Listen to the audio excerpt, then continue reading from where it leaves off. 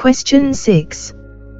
The de Broglie wavelength associated with an electron, accelerated by a potential difference of 81 volt is given by. Correct answer is option D. When an electron is accelerated through a potential difference volt, it gains kinetic energy K equals electron volt. This step is based on the concept of kinetic energy. The work done by the electric field on an electron through a potential difference volt is equal to electron volt. Now let us examine the concept of accelerating potential.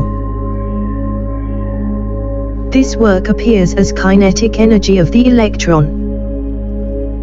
For a non-relativistic electron, K equals p squared divided by 2m. The underlying principle here is momentum relation.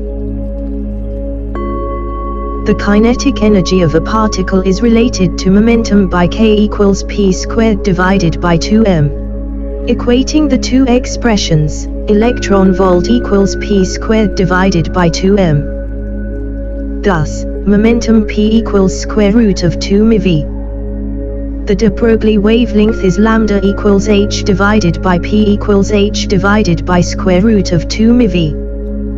We now apply the concept of de Broglie wavelength. The wavelength is inversely proportional to the square root of the accelerating potential. In practical units for electrons, lambda, angstrom, equals 12.27 divided by square root of volt. For volt equals 81 volt.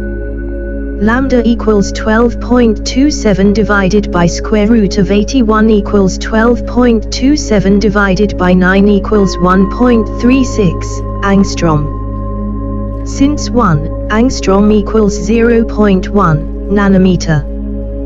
Lambda equals 1.36, 0.1 equals 0.136 nanometer. Hence, the correct answer is 0.136 nanometer.